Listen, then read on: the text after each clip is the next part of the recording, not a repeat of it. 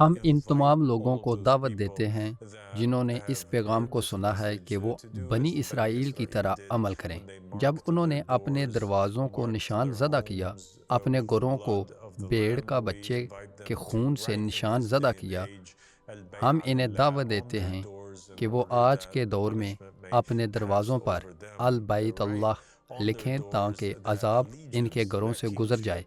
اپنے دروازوں پر لکھیں کہ بادشاہیت، حکومت اور اقتدار صرف اللہ سبحانہ و تعالیٰ کے لیے ہے، تاکہ جب عذاب ان قوموں پر نازل ہو تو وہ ان گھروں سے گزر جائے، کیونکہ یقینی طور پر اللہ کسی ایسے گھر کو عذاب نہیں دیتا جو اللہ کی بالادستی پر ایمان رکھتا ہو اور یہ اعلان کرتا ہو کہ وہ اللہ سبحانہ و تعالیٰ کی بالادستی پر ایمان رکھتے ہیں۔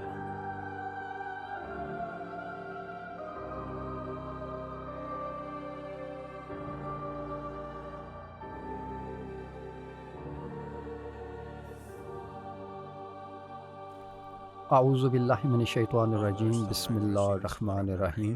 اللہم صلی علی محمد و آل محمد الائمہ والمہدیین وسلم تسلیما۔ السلام علیکم ورحمۃ اللہ وبرکاتہ، میری پیاری بہن اور ساتھی لیلا۔ وعلیکم السلام ورحمۃ اللہ وبرکاتہ یا ابا صادق،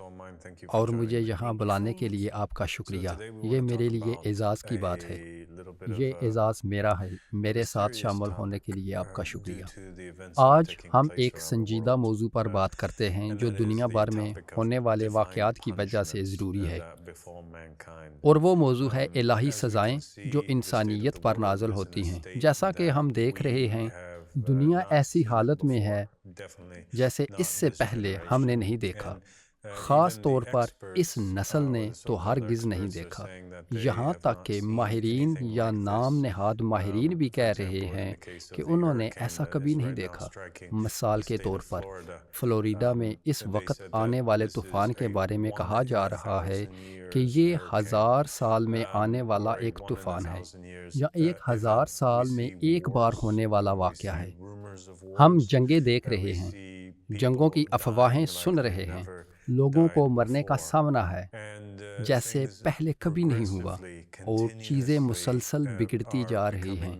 دنیا ہر گزرتے دن کے ساتھ بدتر ہوتی جا رہی ہے۔ ہر گزرنے والا گھنٹہ، ہر گزرنے والا دن انسانیت پر آنے والی مصیبتیں اور جو خراب خبریں ہمیں مل رہی ہیں، چاہے وہ قدرتی آفات ہوں، زمین کا انسانیت کے خلاف ہو جانا، انسانوں کا انسانوں کے خلاف ہونا، حتیٰ کہ جانوروں اور پرندوں کا انسانوں کے خلاف ایسے طریقوں سے ہونا جن کو سمجھنا اور بیان کرنا مشکل ہو جاتا ہے۔ جب ہم دنیا کو اس حالت میں دیکھتے ہیں اور انسانیت پر سزائیں نازل ہونے لگتی ہیں، تو میرا خیال ہے کہ انسانیت کے لیے لازم ہے کہ وہ رک کر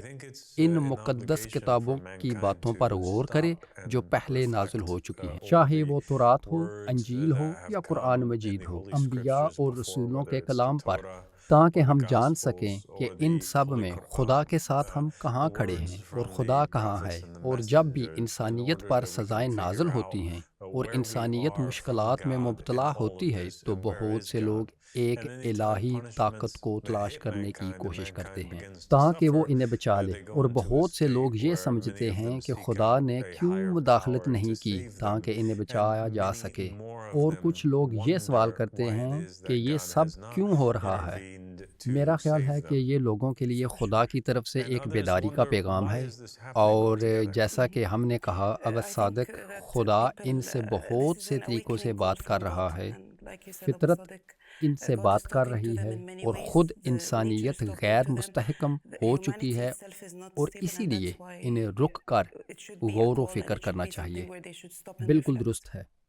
اور اگر ہم قرآن مجید میں دیکھیں تو ہمیں ایک آیت ملتی ہے جس میں کہا گیا ہے، اور ہم انہیں عذاب نہ دیں گے جب تک کہ ہم کسی رسول کو نہ بھیج دیں۔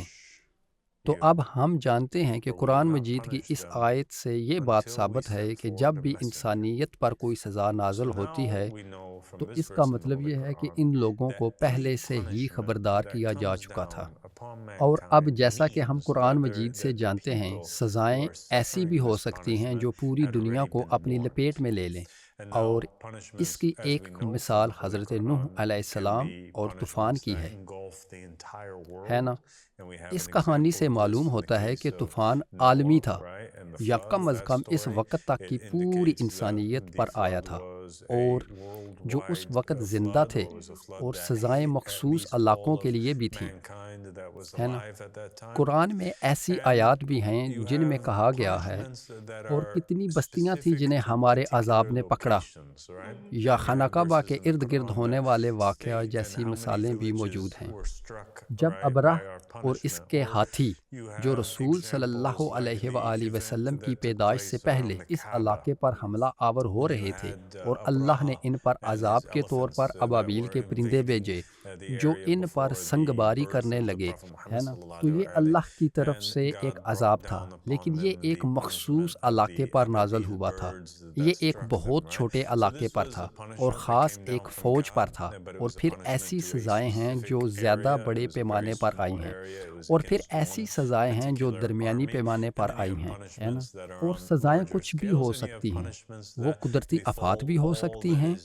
جیسے طوفان یا سیلاب، وہ تیز ہوائیں ہو سکتی ہیں جو ہر چیز کو تباہ کر ڈالیں، جیسے حضرت ہود اور حضرت صالح کے قصے میں یہ ہوا تھا۔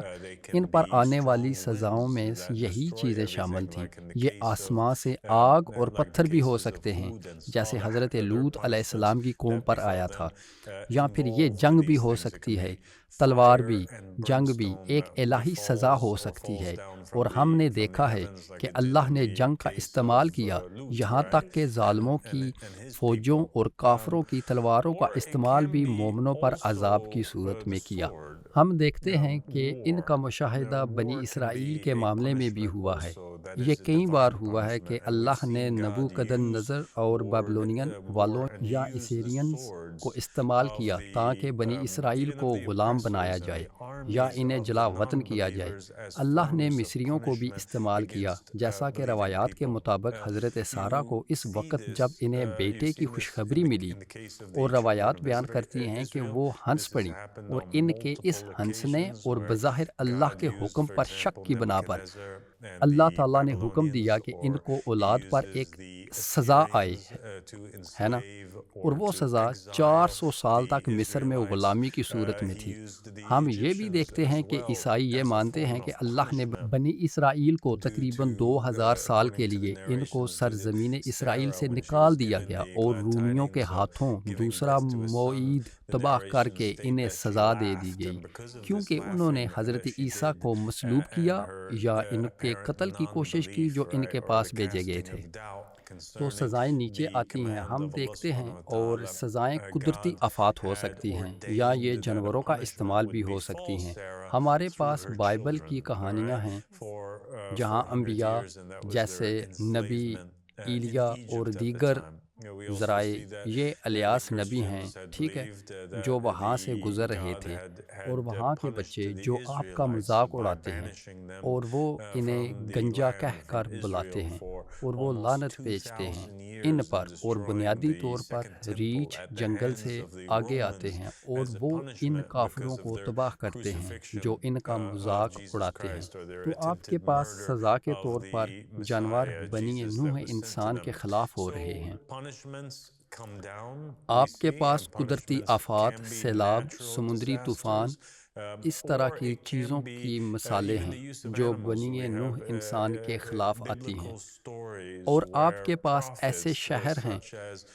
جن کا محاصرہ کیا گیا ہے، اور وہ لوگ جو جلا وطن ہیں یا اپنے گھروں سے بے گھر ہوتے ہیں، یا وہ قتل کر دیے گئے ہیں، یا وہ غیر ملکی فوجیوں کے ہاتھوں پکڑے گئے ہیں، یا ان کے عدم اعتقاد کی وجہ سے ان کی عصمت دری کی گئی ہے۔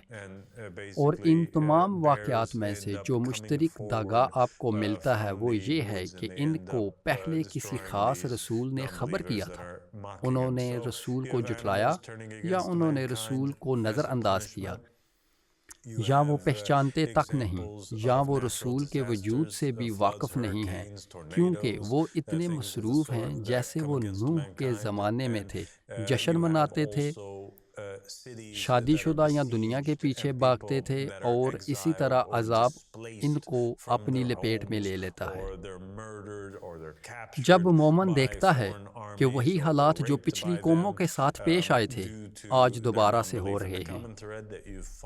جب وہ دیکھتا ہے کہ شدید ہوائیں چل رہی ہیں، پانی سیلاب، طوفان سے حملے ہو رہے ہیں، جب وہ دیکھتا ہے کہ افواج نے انہیں گھیر لیا ہے اور انہیں بے دخل کیا جا رہا ہے، تو مومن کو کئی وجوہات کی بنا پر اپنے نفس پر الزام لگانا چاہیے۔ اس کی کئی وجوہات ہیں۔ ایک تو وہ آیت جس کا ہم نے ذکر کیا تھا کہ اللہ کسی قوم پر عذاب نازل نہیں کرتا جب تک کہ وہ پہلے ایک رسول نہ بھیجے، لہٰذا مومن کو خود سے کہنا چاہیے، واہ، ضرور کوئی رسول مجھے بھیجا گیا ہے جسے میں نے نہیں پہچانا، جسے میری قوم نے نظر انداز کیا، یا خدا نہ کرے کہ ہم نے اسے قید کیا ہو یا قتل کیا ہو۔ لہٰذا مومن کو رک کر غور و فکر کرنا چاہیے، اپنے آپ پر الزام عائد کرنا چاہیے، جو صرف خود کو مظلوم کے طور پر نہیں دیکھ سکتا۔ اور یہی آج کل زیادہ ہوتا ہے کہ لوگ کہتے ہیں اسرائیلی ظالم ہے،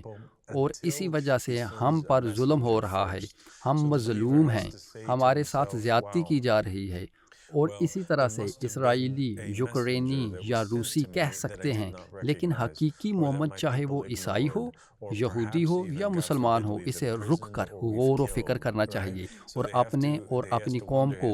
مورد الالزام ٹھہرانا چاہیے کہ شاید ہمیں کوئی رسول بھیجا گیا تھا جسے ہم نے نہیں پہچانا۔ جب یہ ہوا، انجیل کے مطابق یہودیوں کو زکریا علیہ السلام، یحییٰ علیہ السلام اور عیسیٰ مسیح بھیجے گئے تھے۔ زکریا اور یحییٰ عیسیٰ سے پہلے بھیجے گئے تھے، لیکن زیادہ تر یہودی آبادی نے زکریا کو نبی تسلیم نہیں کیا۔ یہاں وہ زکریا مراد نہیں ہے جس نے کتاب زکریا لکھی تھی، وہ کئی سو سال پہلے زندہ تھے۔ ہم بات کر رہے ہیں یحییٰ کے والد زکریا کی، جو زیادہ تر یہودیوں نے عیسیٰ کو نبی تسلیم نہیں کیا۔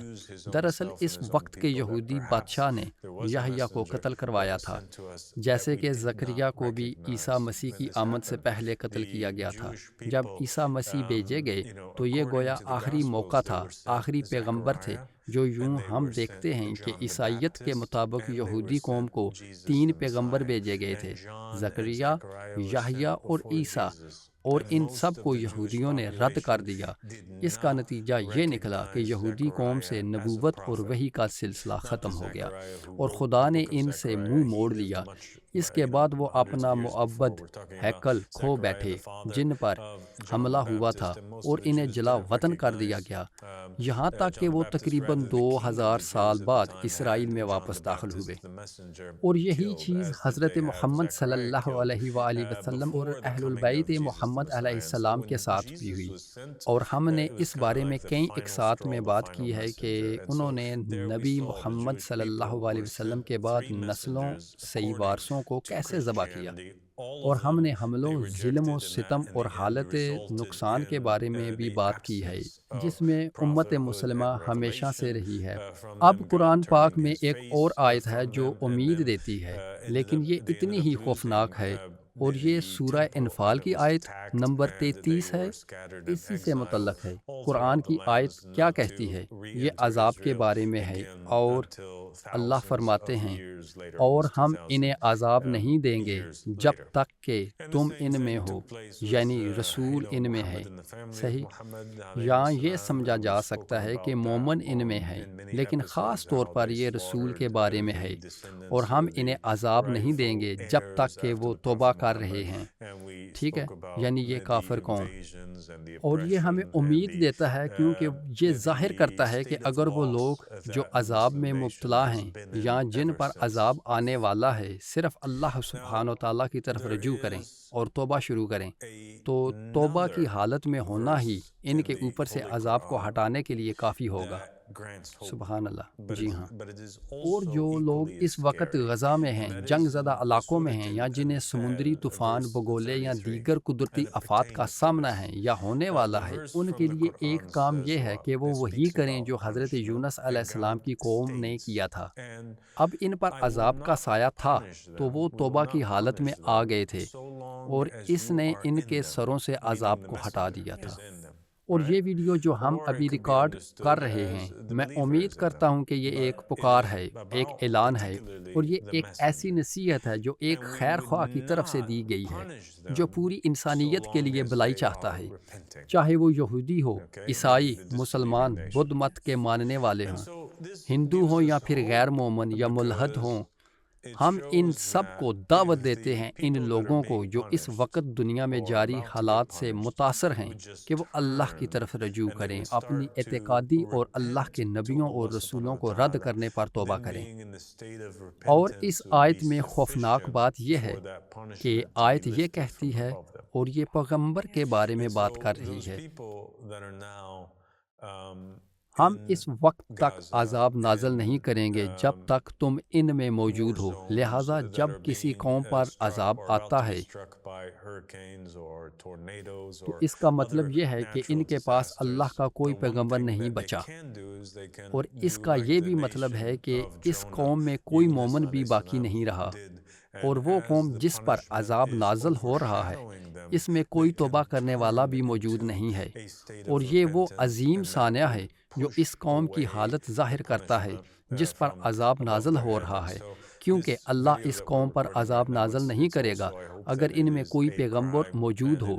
میں آپ کی توجہ حضرت ابراہیم علیہ السلام کی کہانی کی طرف مبذول کرواتا ہوں، جو جینیسس میں ہے، جب اللہ نے اعلان کیا کہ سدوم اور عمورہ پر عذاب نازل ہونے والا ہے۔ حضرت ابراہیم علیہ السلام سفارش کرنے لگتے ہیں، وہ نہیں چاہتے کہ لوگوں پر عذاب نازل ہو۔ پیغمبر کافر لوگوں کے ساتھ رحم دلی کا معاملہ کرتے ہیں، چاہے انہوں نے کتنی بار ہی برائیاں کی ہوں، اور وہ اللہ سے پوچھتے ہیں، اے اللہ، اگر اس قوم میں 50 لوگ ہیں،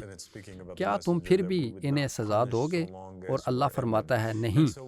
ان 50 لوگوں کی خاطر میں پوری قوم کو معاف کر دوں گا۔ اور یہاں ہمیں ایک مثال ملتی ہے کہ اللہ کسی قوم کو اس وقت تک عذاب نہیں دیتا جب تک ان میں مومن موجود ہو، لہٰذا 50 مومنوں کی خاطر اللہ پوری قوم کو عذاب سے بچا سکتا ہے، درست؟ پھر حضرت ابراہیم اس کہانی میں آگے بڑھ کر پوچھتے ہیں، اگر وہاں 45 لوگ ہوں، اور اللہ فرماتا ہے، نہیں، اگر وہاں 45 بھی ہوں تو میں انہیں بخش دوں گا۔ اگر وہاں 30 لوگ ہوں، اللہ فرماتا ہے کہ اگر 30 بھی ہوں تو میں انہیں بخش دوں گا۔ اگر وہاں 20 لوگ ہوں، حضرت ابراہیم پوچھتے ہیں، اور اللہ فرماتا ہے، 20 لوگوں کی خاطر میں اپنی پوری قوم کو بچا لیتا ہوں، اور یہ تعداد 10 تک آتی ہے، اور آخر میں ہم دیکھتے ہیں کہ یہاں تک کہ اگر وہاں ایک ہی شخص ہو، ایک مومن جو اللہ کے ساتھ ہو، ایک توبہ کرنے والا شخص بھی کافی ہوتا ہے کہ اللہ پوری قوم پر عذاب نازل کرنے سے باز آ جائے گا، اور اللہ پوری قوم پر عذاب نازل نہیں کرے گا۔ اور یہی وجہ تھی کہ اللہ اس قدر اصرار کر رہا تھا کہ وہ عذاب نازل کرنے سے پہلے کافروں کی قوم سے مومنوں کو نکال لے۔ اور ہم دیکھتے ہیں کہ فرشتے سدوم اور عمورہ میں داخل ہوتے ہیں اور وہاں موجود واحد مومن خاندان کو تلاش کرتے ہیں، وہ حضرت لوط کا خاندان ہوتا ہے، درست؟ پھر وہ حضرت لوط اور ان کے خاندان کو بتاتے ہیں کہ عذاب نازل ہونے والا ہے، یعنی یقیناً ان کا مقررہ وقت صحیح ہے، کیا صبح قریب نہیں؟ اور اس طرح وہ حضرت لوط اور ان کے خاندان کو سدوم اور عمورہ سے باہر نکالنے لگتے ہیں، اور جب وہ سدوم اور عمورہ سے نکلتے ہیں اور ان کو حکم دیا جاتا ہے کہ وہ پیچھے مڑ کر نہ دیکھیں، تب ہی عذاب سدوم اور عمورہ پر نازل ہونا شروع ہو جاتا ہے۔ اور یہ وہ وقت تھا جب لوط کی بیوی نے رسول کے حکم کی نافرمانی کر کے کفر کیا، وہ بھی عذاب کی لپٹ میں آ کر نمک کا ستون بن گئی۔ اس طرح لیلا، ہم وہاں دیکھتے ہیں کہ خدا کسی قوم پر عذاب نازل نہیں کرتا اگر ان میں کوئی رسول ہو یا ان کے پاس ایسے لوگ ہوں جو توبہ کرنے والے ہوں، یا ان میں کوئی مومن ہو، ٹھیک ہے، مثالیں یا حالات ہیں،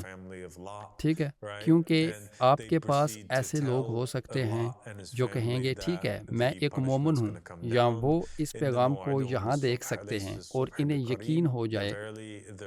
یہ پیغام سچ ہے اور وہ توبہ کرنا چاہتے ہیں، یا وہ چاہتے ہیں قوم سے باہر بھاگو کہ عذاب نازل ہو رہا ہے، اور یہ یقینی طور پر وہ مشورہ ہے جو ہم کسی کو بھی دے سکتے ہیں جو اس قوم میں ہے جس پر عذاب آنے والا ہے۔ ہم ان سے مطالبہ کرتے ہیں کہ وہ ان لوگوں کو چھوڑ دیں جنہوں نے رسول کو جھٹلایا ہے، اور اس سے پہلے کہ ان پر عذاب نازل ہو، لیکن اگر وہ نہیں کر سکتے تو انہیں کیا کرنا چاہیے؟ ٹھیک ہے، ہمارے پاس بائبل اور قرآن میں ایک ایسی قوم کی مثال موجود ہے جو مومن لوگ تھے، اور وہ موسیٰ کے زمانے میں فرعون کے غلام تھے، اور وہ اس وقت وہاں سے نکلنے کے قابل نہیں تھے کیونکہ فرعون اور اس کی فوج انہیں جانے نہیں دے رہی تھی، اور اس طرح موسیٰ نے انہیں خبر دی، اس نے انہیں رپیٹ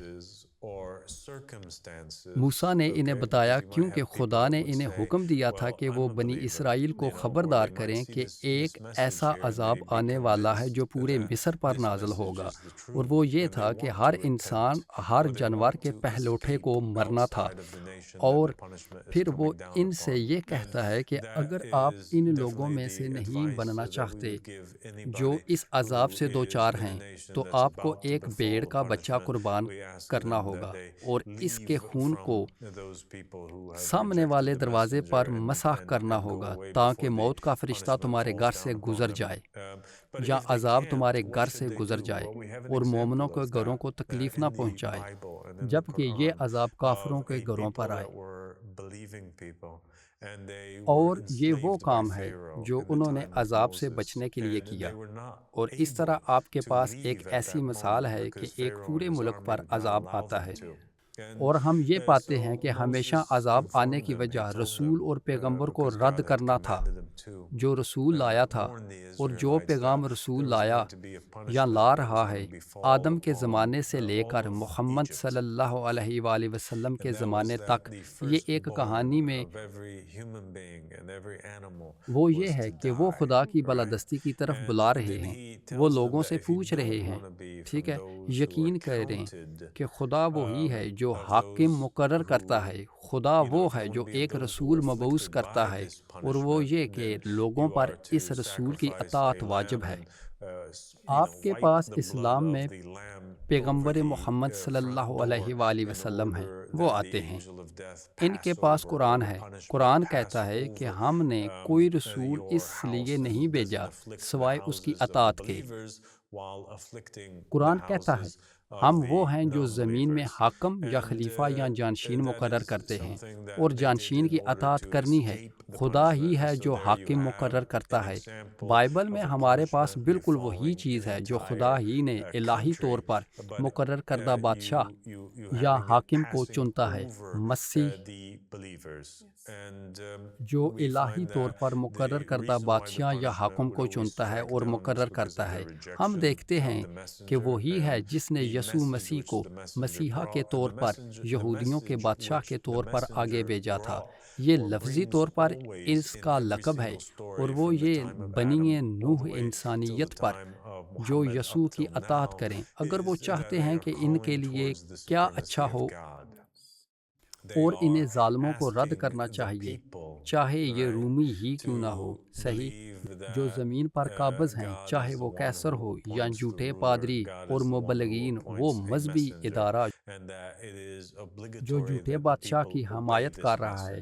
بادشاہ ہیروڈ جیسا جھوٹا بادشاہ جو اس وقت رہ رہا تھا، جو انبیاء اور رسولوں کو قتل کر رہا تھا اور لوگوں پر ظلم کرتا تھا اور خدا کا مقرر نہیں تھا، اور لوگوں کو شرک کی طرف بلاتا تھا اور خدا کے احکام اور احکامات کے خلاف ورزی کرتا تھا،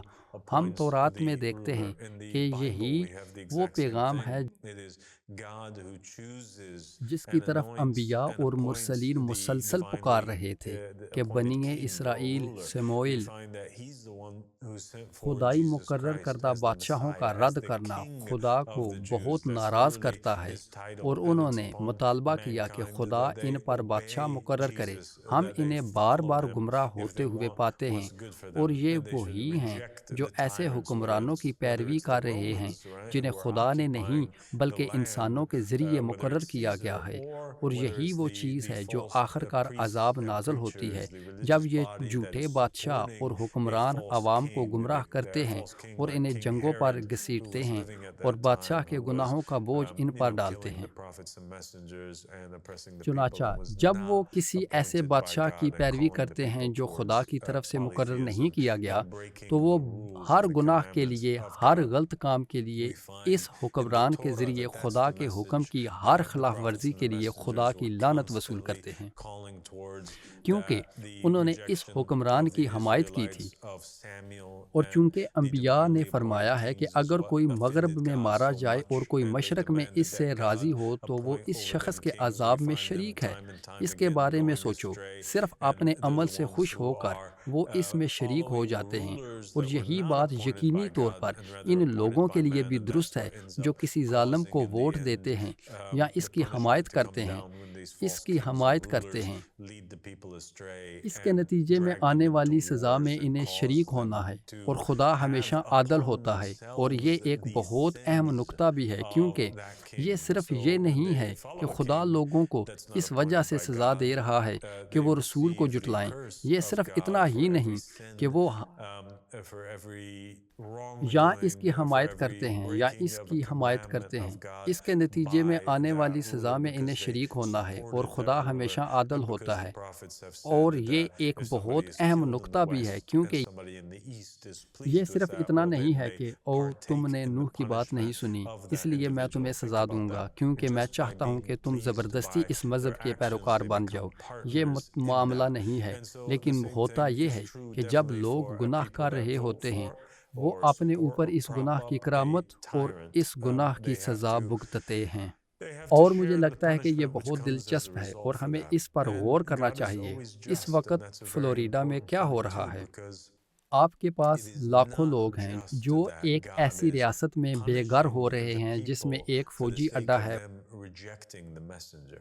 اور وہ لاکھوں لوگ ہیں جنہیں دوسری جگہوں پر ہجرت کرنا پڑ رہی ہے، اور وہ نہیں جانتے کہ وہ کہاں ہجرت کرنے جا رہے ہیں۔ لاکھوں لوگ بجلی سے محروم ہیں، لاکھوں لوگوں کے گھر گرائے جا رہے ہیں اور تباہ کر دیا گیا ہے۔ فلوریڈا کے تمام شہر ناقابل شناخت چھوڑے جا رہے ہیں یا پچھلے سمندری طوفان کی وجہ سے ناقابل شناخت رہ گئے ہیں، اور آپ دیکھتے ہیں کہ وہاں کیا ہو رہا ہے، اور آپ کہتے ہیں او میری بلائی۔ لبنان میں بھی یہی ہو رہا ہے۔ دراصل فلوریڈا میں سزا ایک ایسے علاقے پر ہو رہی ہے جو تقریباً ایک جیسی ہے۔ یہ تقریباً لبنان اور غزہ کے رقبے کے برابر ہے جسے مسمار کیا جا رہا ہے، اور وہ بھی امریکی ہتھیاروں کی وجہ سے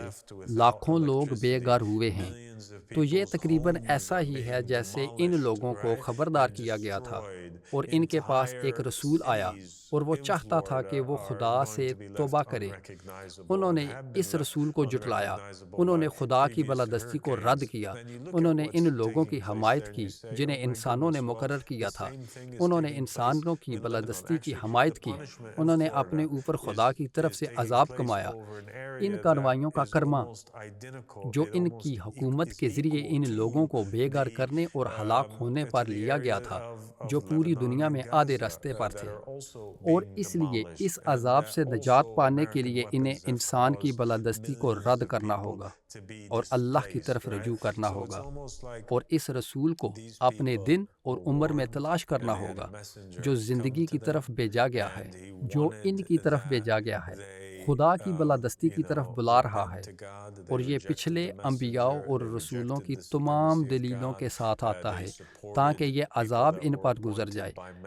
ہم ان تمام لوگوں کو دعوت دیتے ہیں جنہوں نے یہ پیغام سنا ہے، جیسا کہ بنی اسرائیل نے کیا، جب انہوں نے اپنے دروازوں کو نشان زد کیا،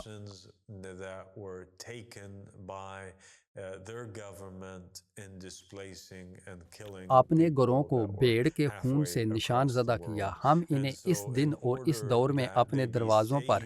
البیع اللہ لکھنے کی دعوت دیتے ہیں تاکہ ان پر عذاب گزر جائے۔ ان کے دروازوں پر لکھ دیں کہ بیت بادشاہی حکومت صرف اللہ کے لیے ہے، تاکہ جب ان قوموں پر عذاب آئے تو ان گھروں پر سے گزر جائے، کیونکہ یقینی طور پر خدا ان جگہوں میں سے کسی گھر کو کبھی عذاب نہیں دے گا جو خدا کی بالادستی پر یقین رکھتے ہوں، اور یہ اعلان کرتا ہوں کہ وہ اللہ کی بالادستی پر یقین رکھتے ہیں۔ سبحان اللہ۔ اور یہ ایک بہت بڑی آفر ہے جو آپ لوگوں کو دے رہے ہیں۔ وہ ایسا کر کے اس سے بچ سکتے ہیں اگر وہ یقین رکھتے ہیں کہ آپ اللہ کے بندے ہیں اور کسی بھی وجہ سے وہ ابھی یہاں نہیں ہو سکتے، پھر بھی انہیں بچایا جا سکتا ہے۔ یہ بالکل ٹھیک ہے کہ جو کچھ لبنان اور غزہ میں ہو رہا ہے وہی امریکہ میں بھی ہو رہا ہے۔ غزہ اور لبنان میں ہو رہا ہے، اس کو مرکزی رہنما کون ہے؟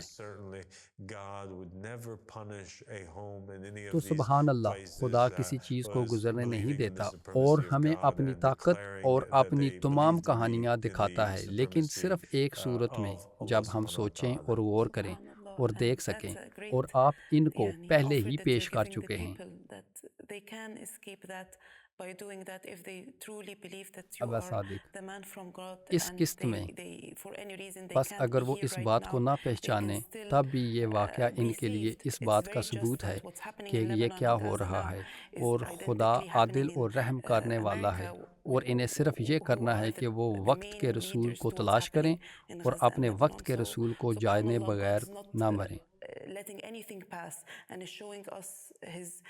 خدا آپ کو لیلا سلامت رکھے، اور میرے ساتھ شامل ہونے کا شکریہ۔ اور ہم یہودی لوگوں کو مدعو کرتے ہیں کہ وہ ساؤل کی کہانی پر غور کریں اور اپنے آپ سے پوچھیں کہ کیا وہ کسی ایسے شخص کے ذریعے تباہی اور انتشار کی طرف لے جا رہے ہیں جو خدا کی طرف سے مقرر کیا گیا ہے، یا انہیں جدید دور کے بادشاہ کے ذریعے افراتفری اور تباہی کے طور پر لیا جا رہا ہے۔ اس کے آخر میں ان پر عذاب اور خدا کا عذاب نازل ہونے والا ہے۔ ہم عیسائیوں سے کہتے ہیں کہ وہ یسوع مسیح کے الفاظ پر غور کریں جب انہوں نے کہا کہ جو لوگ تلوار سے جیتے ہیں یا تلوار سے مریں گے، وہ اپنے آپ سے پوچھیں کہ آیا یہ ایسی چیز ہے جسے عیسیٰ منظور کریں گے، اور جب وہ سزا دیکھیں گے تو اپنے آپ پر الزام لگائیں گے، اور خدا کا غضب ان قوموں پر نازل ہوتا ہے، اور وہ اپنے آپ سے پوچھتے ہیں کہ میرے ہاتھ آگے کیا ہے۔ ہم مسلمانوں سے درخواست کرتے ہیں کہ وہ اپنی حالت اور حضور نبی اکرم صلی اللہ علیہ وآلہ وسلم کے ارشادات پر غور کریں۔ جب آپ صلی اللہ علیہ وآلہ وسلم نے فرمایا کہ اللہ تعالیٰ کا فرمان ہے کہ اللہ اس وقت تک نہیں بدلے گا جو لوگوں کے ساتھ ہے، جو کچھ ان کے اپنے ساتھ ہے اسے بدل دیں، ہم ان سے یہ بھی پوچھتے ہیں کیا وہ یہ محسوس کرتے ہیں کہ کسی ظالم کی طرف سے اپنے آپ پر الزام لگانے کے لیے ان پر ظلم کیا جا رہا ہے؟ اور امام صادق علیہ السلام کے ان الفاظ کو یاد رکھیں جب انہوں نے کہا تھا کہ ظالم تلوار ہے، کہ خدا کہتا ہے ظالم ایک تلوار ہے جس سے میں کسی قوم سے بدلہ لیتا ہوں اور پھر اس سے بدلہ لیتا ہوں۔ اللہ تعالیٰ اپنی رحمتیں نازل فرمائے محمد اور آل محمد پر، اور انشاءاللہ آئندہ قسط میں دوبارہ ملیں گے۔ خدا آپ کو خوش